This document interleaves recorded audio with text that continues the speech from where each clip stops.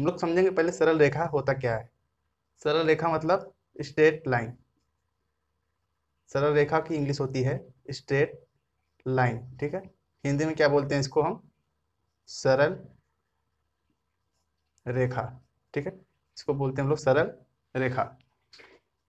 तो कुछ चीज़ें इसमें समझनी होती हैं, जैसे मान लीजिए यहाँ पे आपने एक लाइन ड्रॉ की हुई है, ठीक है। आपने एक यहाँ पे लाइन ड्रॉ की हुई है। ये मान लीजिए कोई एक्स है, ठीक है, एक्स है, तो यहाँ पे क्या हो जाएगा, ये एक्स डैश, ठीक। एक परपेंडिकुलर लाइन ड्रॉ की है आपने, ये, ठीक है। यहाँ समझ लीजिए अगर ये वाई है, ठीक है, ये अपना क्या हो जाएगा, वाई डैश, ठीक है। अब आपने क्या किया, इसके समांतर एक लाइन यहाँ पे खींच दी है, जो कि एक्स से कितने दूरी पे है, मान लीजिए आपने यहाँ पे बी दूरी पे एक लाइन यहाँ पे खींच दी है। अब आपने यहाँ पे इसके परपेंडिकुलर भी एक लाइन खींच दी है, यहाँ से इसकी दूरी कितनी है, ए है, ठीक। तो इस कंडीशन में जो एक्स के समांतर रेखा है, ठीक है, एक्स के समांतर ये वाली लाइन है, ठीक है। ये वाली लाइन आपका एक्स के समांतर है ना। एक्स के समांतर मतलब एक्स के बगल में ही है। तो एक्स के समांतर जो रेखा है वो बी दूरी पे है, ठीक है। तो इसका समीकरण क्या होगा, वो आपका होगा y बराबर बी, ठीक है। एक्स के समांतर यहाँ पे आप लिख लीजिए एक्स के समांतर, ठीक है। एक्स के समांतर जो आपकी रेखा है उसका समीकरण क्या होगा, y बराबर बी। और उसके बगल में आपने देखा है कि एक परपेंडिकुलर लाइन आपने ड्रॉ की है, ठीक है। उसके y के, ये किसके समांतर है, ये वाली लाइन y के समांतर है, ठीक। ये x के समांतर थी और ये वाली किसके समांतर है, ये y के समांतर है। और कितने डिस्टेंस पे है, a पे है। तो यहाँ से क्या हो जाएगा, जो हमारा y के समांतर होगा, ठीक है, जो y के समांतर हमारी लाइन होगी उसका समीकरण हो जाएगा हमारा x इक्वल टू कितना, a, ठीक है। क्या हो जाएगी, x इक्वल टू a। इतना चीज क्लियर हो गया आपका। x के समांतर y बराबर b और y के समांतर x बराबर a। इतनी बात आपको याद रखनी है, ठीक। ये हो गया आपका पहला कॉन्सेप्ट। अब दूसरा कॉन्सेप्ट क्या होगा, यहाँ पे देखिए, यदि कोई रेखा, ठीक है, जिसका प्रवणता, प्रवणता मतलब क्या होता है भाई, स्लोप, ठीक है। स्लोप, स्लोप मतलब क्या होता है आपका, ढाल, ठीक है। हिंदी इसकी क्या होती है, ढाल। इसको हम लोग बेसिकली किससे डिनोट करते हैं, एम से। तो कह रहा है इसका अगर स्लोप एम है, ठीक है, एम है, और उसके अंतःखंड की लंबाई अगर सी है, ठीक है। लंबाई क्या दी है अंतःखंड की, वो कितनी दी है, सी दी है। तो उसका फॉर्मूला जो हमारा बनता है वो बनता है y equal to M x plus c, ठीक है। यहाँ से देखिए आपने एक्स करके यहाँ पे एक लाइन ड्रॉ की है, ठीक है, एक्स, और यहाँ एक परपेंडिकुलर लाइन इसकी हो गई वाई, ठीक है। ये आपका एक्स, एक्स डैश, तो ये वाई और वाई डैश, ठीक है। यहाँ पे इसके बीच, ठीक, जो आपने एक लाइन इंटरसेक्ट कराई है, यहाँ से थीटा एंगल बना रहा है, ठीक है, थीटा एंगल बना रहा है। तो यहाँ से इसकी लंबाई अंतःखंड की कितनी आपने मानी है, सी, ठीक। तो उस केस में जो हमारा फॉर्मूला बनेगा वो बनेगा क्या, वाई बराबर एम एक्स प्लस सी। जहाँ एम आपका क्या है, स्लोप है यानी ढाल है, ये बराबर होता है किसके, टेन थीटा के। एम बराबर किसके बराबर होता है, ये टेन थीटा के, ठीक। तो ये बेसिक कॉन्सेप्ट आपको याद रखना है। अगला कॉन्सेप्ट हम लोग देखेंगे कि जो पॉइंट स्लोप फॉर्म होता है वो कैसे निकाला जाता है, ठीक है। किसी एक बिंदु से जाने वाली जो रेखा का समीकरण होगा वो क्या होता है। तो यहां से आपको सबसे पहले क्या है, फॉर्मूला आपको लिखना है, एक बिंदु से, एक बिंदु से जाने वाली रेखा का समीकरण, जाने वाली रेखा का समीकरण, ठीक है। एक बिंदु से जाने वाली रेखा का समीकरण, उसका जो फॉर्मूला होता है हमारा, होता है वाई माइनस वाई वन, ठीक है, equal to M X minus X one, ठीक है। ये जो आपका बिंदु दिया है, मान लीजिए बिंदु क्या है, एक्स वन है, ठीक, और क्या है, वाई वन है। अगर दो बिंदु दिए हैं तो उनसे जाने वाली रेखा का समीकरण जो होगा हमारा, वो Y equal to Y minus Y one equal to M X minus X one हो जाएगा, ठीक है। तो यहाँ से जो हम लोग प्रवणता निकालते हैं, ठीक है, तो प्रवणता हम लोग कैसे निकालते हैं, प्रवणता यानी स्लोप, ठीक, क्या होता है हमारा m equal to y2 minus y1 upon x2 minus x1, ठीक। ये हमारा स्लोप निकालने का फॉर्मूला है। आपको पता है m किसके बराबर होता है, ये tan थीटा के बराबर होता है। तो यहाँ पे जब दो बिंदु दिए रहेंगे तो इस तरीके से आप प्रवणता यानी स्लोप को निकाल सकते हैं। अच्छा, m की वैल्यू यहाँ पे भी रख सकते हैं, ऐसे भी इस इक्वेशन को हम लोग इस तरीके से भी लिख सकते हैं, y माइनस y1, ठीक, इक्वल टू m की जगह क्या रखेंगे y2 minus y1 upon x2 minus x1, ठीक, और यहाँ से क्या हो जाएगा x माइनस x1। इस तरीके से भी इक्वेशन को लिखा जा सकता है, ठीक है। ये चीज़ भी आपको याद रखनी है।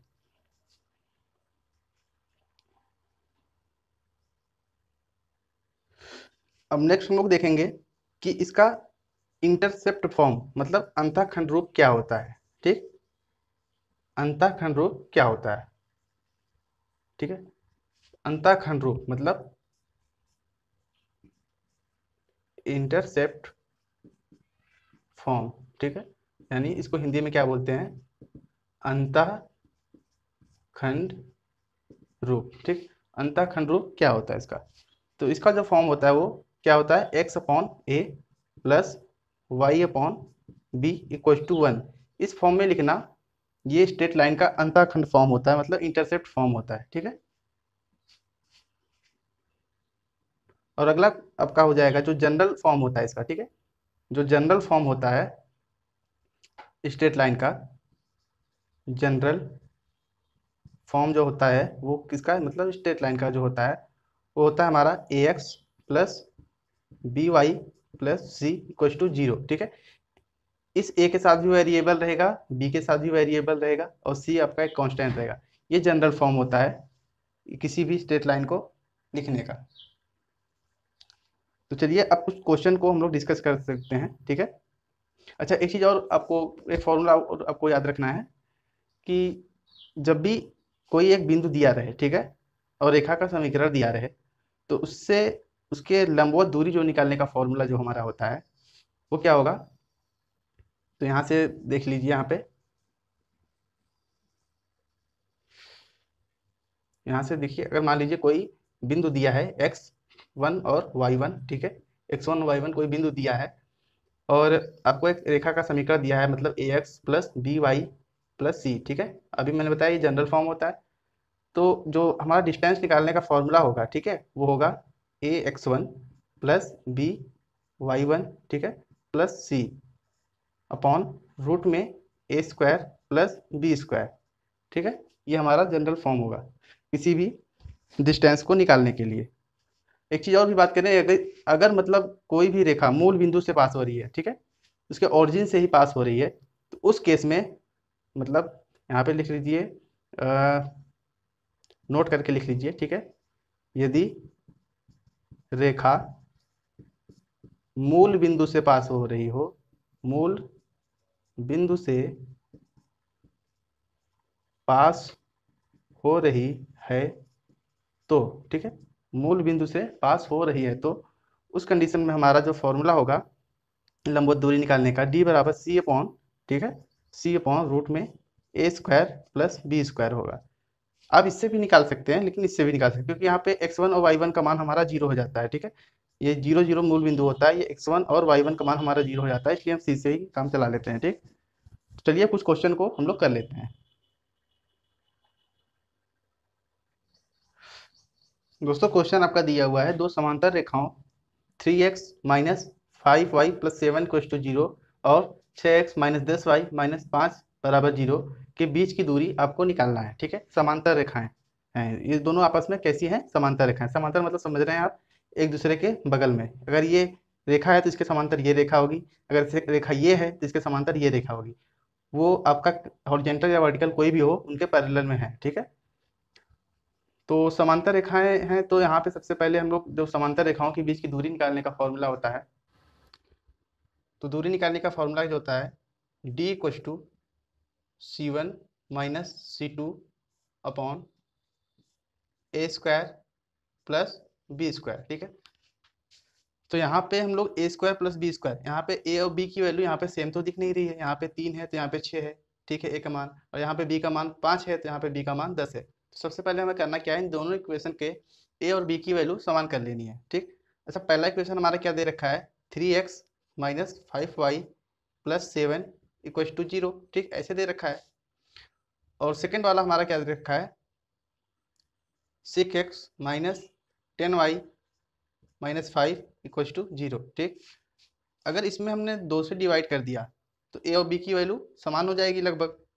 ठीक है, तो दोनों पक्षों में हम लोग क्या किया, डिवाइड कर दिया। तो यहाँ पे 2 का डिवाइड कर दीजिए, यहाँ पे भी, यहाँ पे भी और यहाँ पे भी। ठीक, तो ये वाला इक्वेशन हमारा किस तरीके से बन जाएगा, 2 3 6 मतलब 3x, 2 पंजे 10 मतलब minus 5y minus 5/2 equal to 0। ठीक है, अब एक इक्वेशन ये, ठीक है, और तीसरा इक्वेशन आपका ये बन गया। ये सेकंड को हमने चेंज कर दिया। ठीक है, सेकंड इक्वेशन को हमने चेंज कर दिया इस फॉर्म में।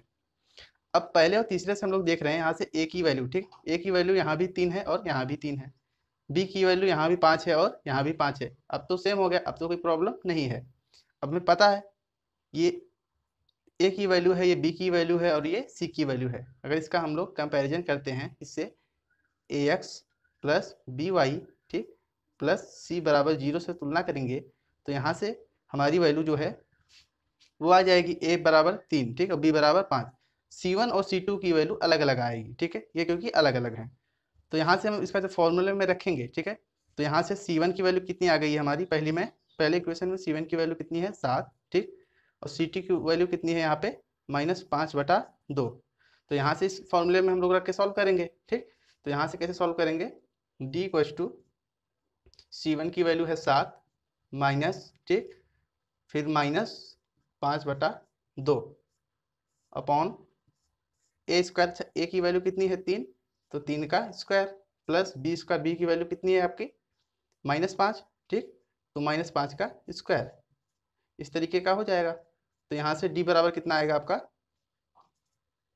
7 प्लस 5/2 अपॉन 3 तिया 9 प्लस 25।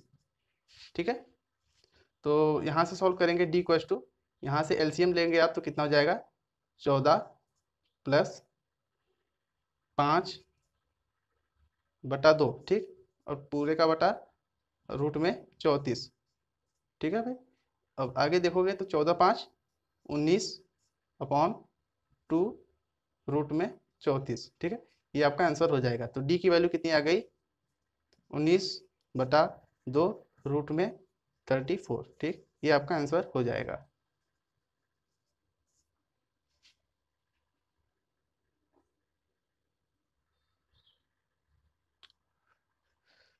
दोस्तों अगला क्वेश्चन आपको दिया है कि बिंदु 1 और -2, ठीक, से जाने वाली तथा दोनों अक्षों से बराबर अंतःखंड काटने वाली रेखा का समीकरण क्या होगा। आपके ऑप्शन दे रखे हैं A B C D। ठीक है, तो चलिए देखते हैं कि इसका राइट आंसर क्या होगा। तो सबसे पहले हमें क्वेश्चन पे ध्यान देना है कि ये अंतःखंड की बात कर रहा है। तो अभी हम लोगों ने क्या पढ़ा था, जो अंतःखंड का फॉर्म होता है हमारा, वो होता है x/a plus y/b equal to 1। ठीक, ये हम लोगों ने अभी पढ़ा था कि ये कौन सा फॉर्म होता है हमारा, ये अंतःखंड का, इंटरसेप्ट। ठीक, अंतःखंड का ये फॉर्म होता है हमारा। लेकिन यहाँ पे बात कर रहा है कि ये दोनों अक्षों में बराबर अंतःखंड काट रहा है। और ये फॉर्म हमारा किस कब होता था, जब ए और बी पे काटता था। ठीक, अभी ये क्या कह रहा है कि ये बराबर अंतःखंड काट रहा है। तो बराबर काट रहा है मतलब किसी एक पे ही काट रहा होगा। ठीक है, तो यहाँ पे x/a, ठीक है, प्लस y/a इक्वल टू 1, ये दोनों बराबर हैं। अब ठीक, ये बराबर अंतःखंड काट रहा है मतलब ए पे ही दोनों काट रहा है। तो यहाँ से इसको सॉल्व करेंगे तो कैसे हो जाएगा, x plus y/a equal to 1, और सॉल्व करोगे तो क्या हो जाएगा x plus Y equal to a। ठीक है, ये हमारा फॉर्मूला जो है इस फॉर्म में हो गया इक्वेशन कि x प्लस वाई बराबर a। तो यहाँ से a की वैल्यू हम लोग निकाल लेंगे। ठीक, a की वैल्यू हम लोग यहाँ से निकाल लेंगे। तो a की वैल्यू हमारा कैसे निकल जाएगा, x का वैल्यू यहाँ पे देखिए, यहाँ पे दे रखा है ना ये x और y। ठीक है, x और y की वैल्यू यहाँ पे, x की वैल्यू कितनी दे रखी है 1, ठीक है, और y की वैल्यू कितनी है -2 बराबर a। तो a बराबर कितना आ गया आपका -1। a की वैल्यू हमारी कितनी आ गई -1। अच्छा, तो यहाँ से x की वैल्यू -1 आ गई है, तो इसी में रख सकते हैं हम लोग, ठीक, चाहे इसमें रख सकते हैं। तो इसी इक्वेशन में हम लोग x बराबर -1 रख देते हैं। तो इक्वेशन 1 में a का मान रखने पर, ठीक, एक में a का मान रखेंगे तो यहाँ से इक्वेशन हमारा क्या है, x plus Y equal to a. अच्छा, a बराबर -1 है तो x plus Y equal to -1। अच्छा, -1 यहाँ से कोई आंसर तो मैच नहीं कर रहा, तो यहाँ से इसको प्लस में कर लेंगे, x प्लस वाई, यहाँ माइनस है, यहाँ से +1 इक्वल टू 0। ठीक है, ये आपका आंसर होगा। तो इसमें से कौन सा मैच कर रहा है, हमारा आंसर नंबर सी। ठीक है, ऑप्शन नंबर सी आपका राइट आंसर हो जाएगा।